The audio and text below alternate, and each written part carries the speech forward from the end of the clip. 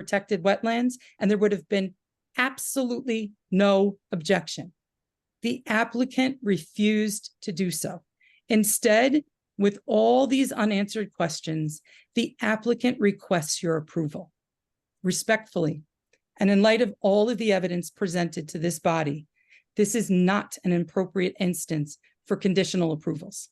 Tell the applicant to return when their application's defects are cured. There are too many unanswered questions and too much incomplete information. There is too much at stake. I ask that you find that the applicant has not met its burden. They haven't satisfied the two prongs of TANF. They have not proven this proposed halfway house is a customary accessory use. And as a result, I respectfully request that you deny this application until such a time that they cure it. Thank you. Thank you. Okay. Mr. Chair, very briefly, can I just Go very right short ahead, Ms. summation. Thank you. John Bosler. Okay.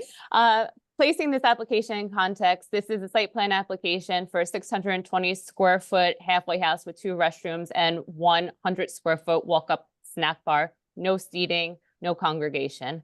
The applicant is of the position that it has submitted appropriate information to demonstrate that the proposed structure is customary incidental to the golf course.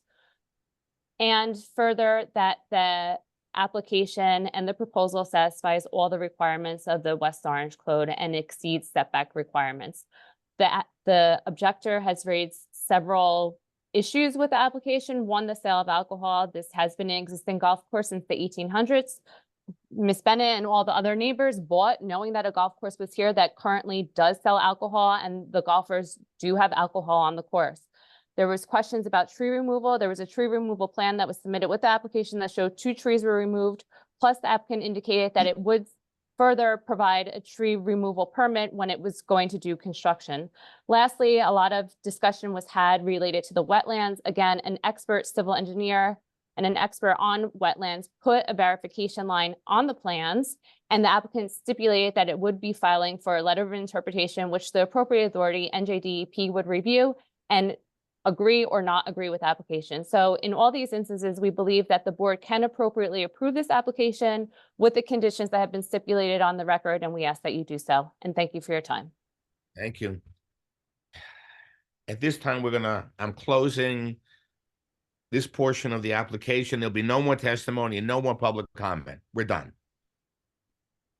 Now, as much as I would like to have a vote tonight, I think there is a preponderance of information that the board needs to discuss. I don't want to rush this. Makes sense that the applicant has their due and the objectors have their due and the township has its due. So we need another meeting. And we're going to have to find time to do this. And the only thing that will happen next time is the board will talk amongst ourselves. We'll deliberate. We'll rethink everything we've heard and come up with a reasonable solution. And we're going to ask Ms. McGovern and our professionals to weigh in to help us come with a reasonable solution. A lot of law has been discussed, a lot of needs of the neighbors, which are also very much on our mind. And in deference to the erroneous things that were said about the planning board, I don't take it personally. Everybody has their view and vision. I think the planning board does a wonderful job. These are some of the best people I have ever worked with. But having said that, we also have an obligation to the public, and the public has their view of how we do things. So to that end, Ms. John Basta will have to work it out. You may have the first moment on the May 1st meeting, or the first meeting in May. Ms. McGovern, do you know what the date is? Yeah, Mr. Chair, I have, when we decided to move forward today, I have a conflict with May 1st, my parents' anniversary, and scattering their ashes. Listen, I would love, it has nothing to do with you. This is now the board's deliberation. There will be no more comment by anybody. Understood, but I would like to be present. The other thing is, Mr. Chair, just one other comment. I do not believe that my expert's exhibit was entered into evidence. marked. And I just want to make sure that that goes into the record since you'll be deliberating. I'm going to ask you to speak with Ms. McGovern and No, they can just submit it to Jamilet, submit Perfect. the exhibit that Mr. Steck as introduced. long as the exhibit that was It brought. was referenced in the Right. record as, I think, P1, he had it marked, so he As long as can it was, send it in. as long as it was referenced in testimony, you can send it to Jamilet and she will submit it to the board. Thank you. Thank you. Unfortunately, I am sorry about our sorrow goes out to you and your parents' ashes.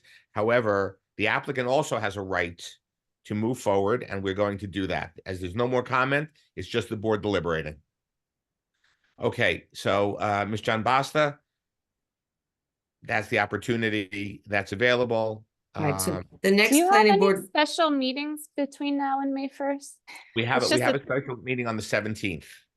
Would it be possible to do the board's deliberations on April 17th to move this along? It is a seasonal I got it. structure.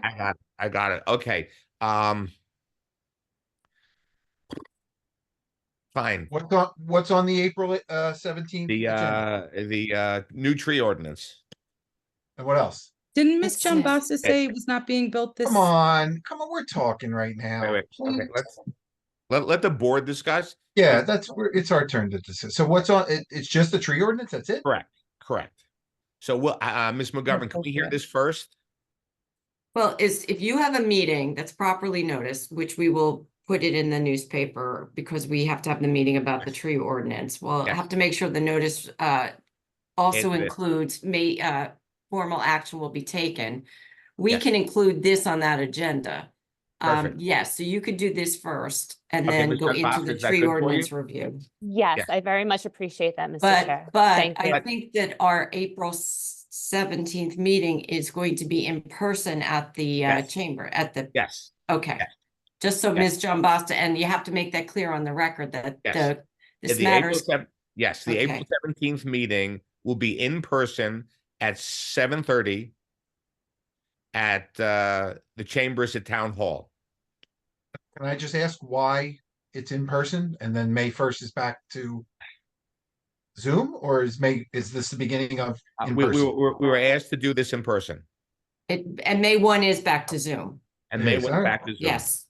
I want to see all your wonderful faces. So this application, just then for all the public that are interested in hearing the board deliberating. So this application is being carried to April 17, 2024. It will be an in-person meeting in Town Hall in the Yes. chambers at 7:30. 7:30 PM. Yes. And there's no need for further notice of the application. Correct. Thank you. Okay, and the next regular planning board meeting, if I could find it, will be May 1st, 2024, 7:30 via Zoom.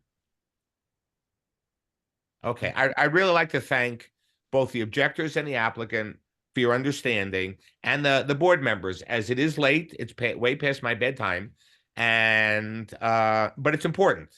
It's an important part of what we do, and that we really have to, and our professionals. It's an important part of what we do. It doesn't happen often, but it's important, and we want to give it the best deliberation we can. So with that, I want to make a motion that we adjourn the meeting. I need a second. Mr. Klein, second. All in favor? Aye. Say Aye. Aye, Good the night, ayes are above the nose. Have a wonderful evening. Thank you all very much. Good night. Thank you. Good night.